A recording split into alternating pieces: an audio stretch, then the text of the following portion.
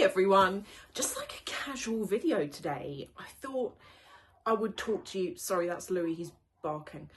He's having one of those days where he doesn't shut up for some reason.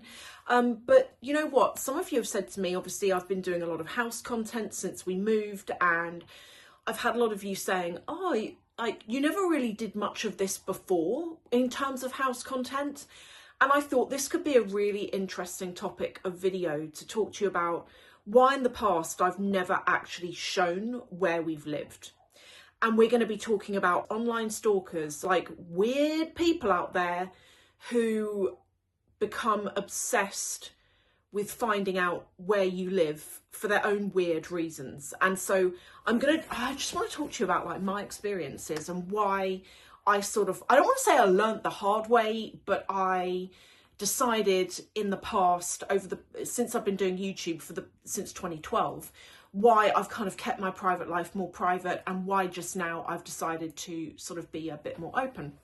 So we'll go through all of that. But before I do that, I want to show you a new bag. Do you remember I showed you this? Look at that. Look at the way that shines. Okay, so I showed you this bag. This is full leather. And this is from a brand called Leanne. And Leanne is a Australian-based handbag brand. And I want to share this brand because Emily, who owns the business, is a subscriber. And if I can help a subscriber, I will do that. Now, this is her brand. This is the mermaid. I think that's what the colour is called. This is the Aster bag in the mermaid colourway. It also comes in pearlescent nude kind of colours. Like she's got other kind of colours as well. And what's really lovely about this, I don't know if you remember, I always say this. Do you remember this bag? Do you remember this bag? This was the Chanel rainbow, like mermaid boy bag that I bought back in 2015 or 2016. And I bought that bag and I decided I was never going to use it. It was always going to be for investment, and I ended up selling it. And I miss the colorway, but I don't miss the bag because I personally don't like the boy bag. It gets a soggy bottom, you know, as I've told you. Because when you're wearing it and it's under your arm and you're like that, after a while, the base bows out in the ones that I've had anyway. So I didn't use it. But anyway, Emily contacted me like quite a while ago. We've been talking for a long time, and she was like, check out my bag. It looks just like your mermaid bag. And I thought to myself, if I can show this to everyone on here, then I will. Okay, so it's, as I say, it's full leather. It's purple, but it pulls sort of greeny, emerald, pearlescent. The new one, I think she's got a new one, and the opening on it's slightly different, but look at the inside as well. Isn't that incredible? And then it comes with two handles. So the first handle is this shorter leather one.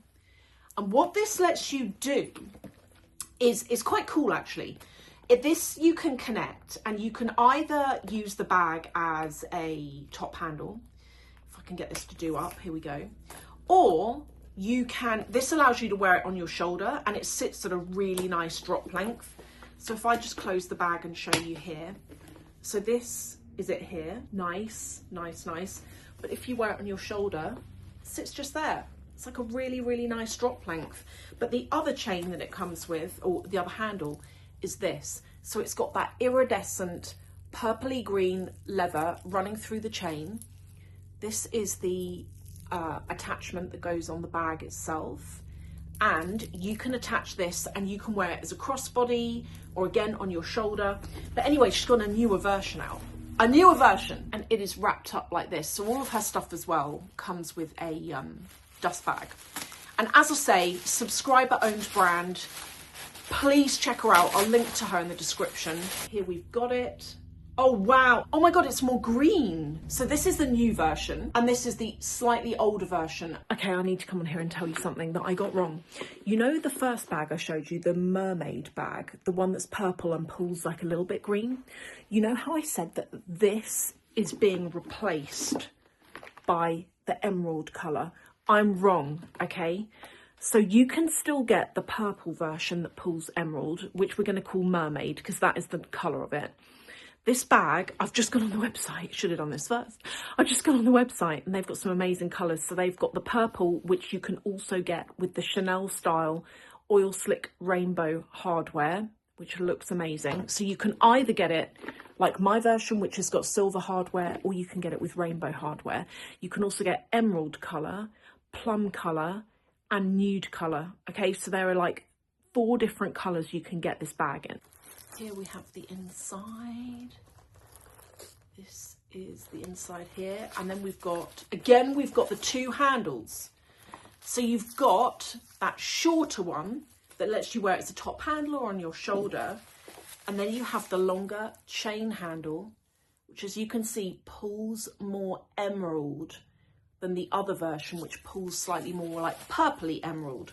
So and then you've got the dust bag, of course. And I can't tell you the quality, and these bags are like about £200 or something. Where can you get a full leather bag for that kind of money? So I'll link to her below. She's given a coupon code discount that will get you even more money off. And I'll put that below. I think it's like Sophie 10 and it gets you like a 10% off. Sorry, it's a few days later. David, after that last video, I just got through talking about this most beautiful bag. And just as I did, then David came and got me and was like, oh, we've got an appointment, we've got to go out. And I was like, oh my God, I forgot about that. So anyway, let's reconvene. So I said that I would talk to you about sort of like online stalkers. And the reason why I want to do this video, I've already spoken about it on my Patreon, and I put it out to my Patreons and I gave them an overview and I said, you know, is this like a smart move? And everyone agreed that yes, talk about it. And the reason why I want to talk about this topic is for my fellow YouTubers and Instagrammers, particularly those smaller channels. So I watch a lot of smaller channels. That's what I'm into. I love those people that I watch, and sometimes I see, I want to say like mistakes that I used to make when I first started out, and those mistakes are to do with revealing too much about where you live and your area. And sometimes I watch and I'm like, oh, don't do that. Like some people will film out of a window, or they'll film with a window behind them and there's some sort of distinctive you know, item in the background out the window that would give away their location. I've seen some people like walk down a road and you can see their road name behind them on a sign, all these kinds of things. And I'm not going to be that person to start DMing people being like, oh, you shouldn't have done that. I'm not going to do that. It's not my business. But I just want to do this video just as awareness for some of my experiences and some of the mistakes that I've made that I really hope others can learn from. If anything, that's all I want to do, is just like spread awareness, because I think when you start out on social media and you have a smaller following, and I'm going to talk about this because I'm going to talk about it from my perspective when I started out, but when you have a smaller following, it's easy to assume that no one cares, no one's really watching, and there's no weirdos out there. And it doesn't matter how small your channel, you can still attract crazies, okay? So when I started my YouTube channel, as I've said before, I did it for a promotion. So there was I've always worked for ad agencies. There was a promotion going. It was quite senior, it was in digital, but it was sort of like quite social media skewed. And I came to realize that really none of us that were going for the job, including outsiders, I didn't feel like anyone really knew what they were talking about with social media, including myself. And I thought, okay, how can I learn quickly here? So I started up a YouTube channel and Instagram, and I tried to learn as much as possible. And then in the lead up to the interview, which was like a month away or something. And then when it came to the interview, you know, I've said in interviews, I always do a presentation just to like showcase my abilities and my skills, and I showed my YouTube as part of it, and it literally won me the job.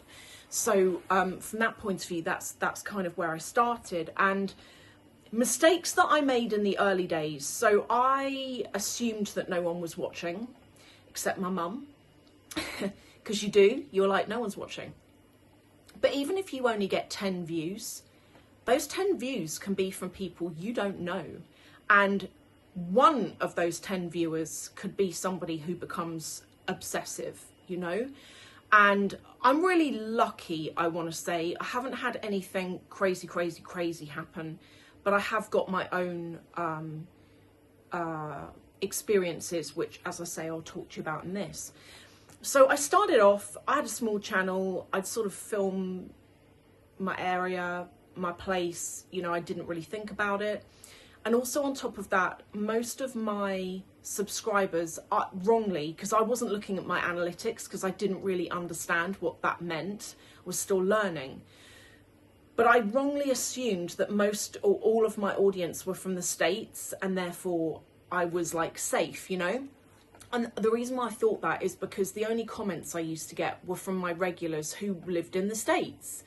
I wasn't savvy enough at the time to think, you know what, you're literally making videos and you're broadcasting them and anyone can watch them, anyone. So I started out, we were living in a flat at the time. This is going back years and years and years, and we'd been in the flat years and years and years. And it was like a 2-bed flat, and the second bedroom, David's really into marine fish. He actually hasn't had a tank in years, but he used to keep marine fish, and he turned that room into like a marine fish room, and it had all of his stuff in it, and his fish tank and his fish and his corals and all that kind of thing. So couldn't really use that. So what I used to do is when I was filming, I'd take the bedroom and David would go and chill out in the sitting room or work or do whatever. And I used to make my videos in the bedroom, and I always used to film my videos on a Sunday, and I would film 2 videos so that I had 2 videos to post up that coming week. And I got quite, I like, in the beginning it was easy to fall off the wagon and to not make videos because I wanted my weekends. Particularly when you've got a day job, you know, you want your weekends, don't you? You don't really want to be stuck at home making videos, which feels like work as well. Like, it's always been a hobby, but, you know, it's not easy. You've got to think of an idea and you've got to deliver it well. You know, it's not like a piece of cake making videos. So anyway, we eventually moved. And I was very foolish when I moved. So bear in mind, I probably didn't even have 2,000 followers, you know that. And again, in my naivety, I thought no one's watching, no one cares. So I did like a moving house video. Some of you might remember it. And I literally filmed me packing up the flat, driving to get the keys, moving into the new place, unpacking. I drove up to the house. I might as well have just like put the address in the description. It was like, I look back and I'm like, what a dumb move. But I did it because I wasn't thinking, and I was so small on YouTube. I thought no one cares and no one's watching, so I'm safe, if you see what I mean. Then what happened was I did that Balmain video. And in that Balmain video, it went viral, and I literally got like 1 million views in a week. It was madness, and it scared me, and I didn't really know how to handle it. And off the back of that, I had lots of new subbies who were watching my other videos, and suddenly this video about my house became really popular. And I remember it got like 80,000 views. Guys, I was making videos before the Balmain video, and I was lucky if I got like 120 views, and suddenly I'm getting 80,000. And I started to get comments from people being like, I know where that is, and, you know, all this kind of thing. And I remember one man in particular freaked me out because he was being really creepy about it, and like writing to me, just generally being creepy, like being a creep. And I blocked him, and eventually he stopped writing to me. But just like weird behavior. Anyway, so we were in that house, right? And then I never announced this. This will be my first time ever announcing this on the channel. But we moved house, and I didn't tell a soul. Like, obviously my friends and family knew. I mean, I didn't tell anyone on social media, because I didn't move house because anything bad had happened, actually. It wasn't like that. It was just like a combination of things, and we'd been there several years at that point, like probably like 5 years we'd been there, and we had that itch to, you know, move again.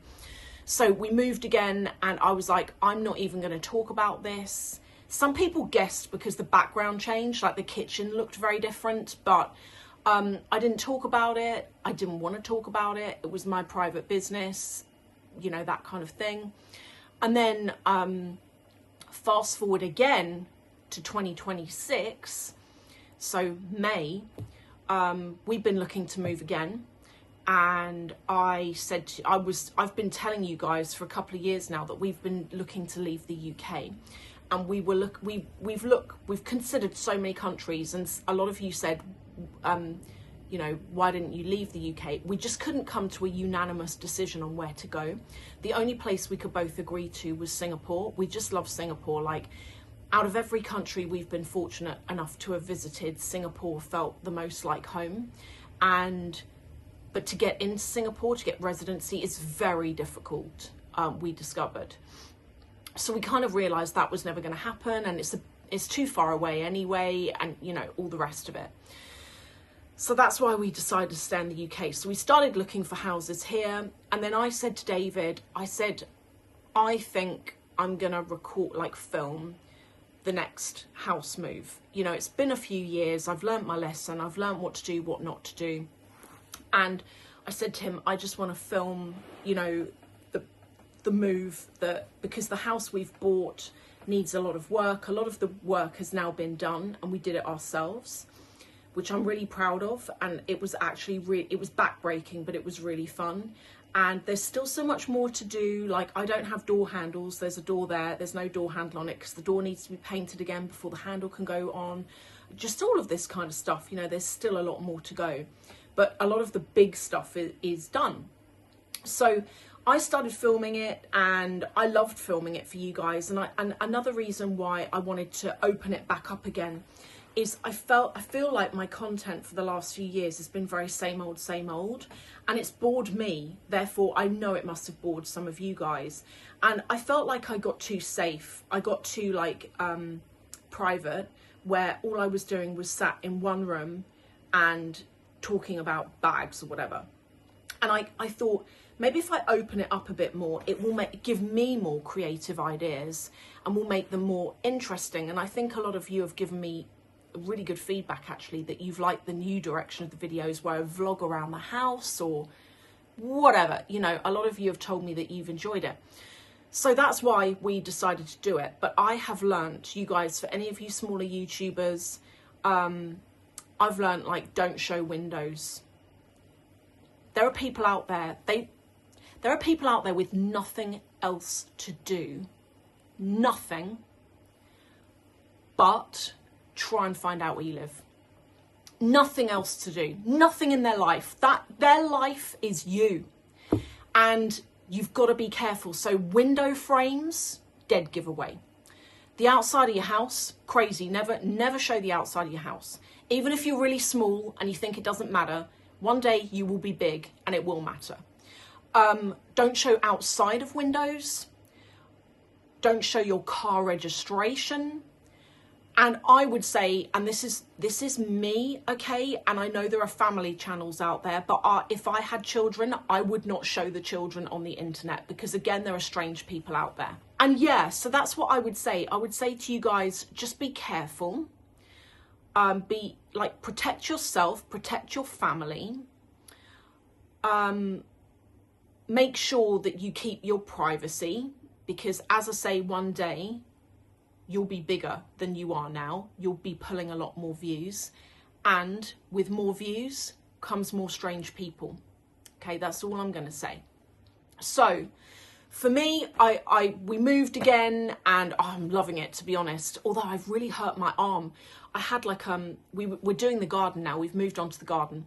And I had a pickaxe yesterday, and I was trying to dig up the earth to put flowers in, and I was proper going for it with the pickaxe, and I have killed my arm. It really aches. I can't even I can lift it and all that kind of thing, but if I try and grip anything, I tried to get a glass of water earlier, it just made my arm really hurt. It's really annoying. But yeah, we're absolutely loving it here, and very glad we moved. Just a fresh scenery, you know, fresh change of scenery. But yeah, so that's what I would say, guys. Stay safe. There's strange people out there. Strange people out there. Anyway, Thank you, and I'll see you in the next video.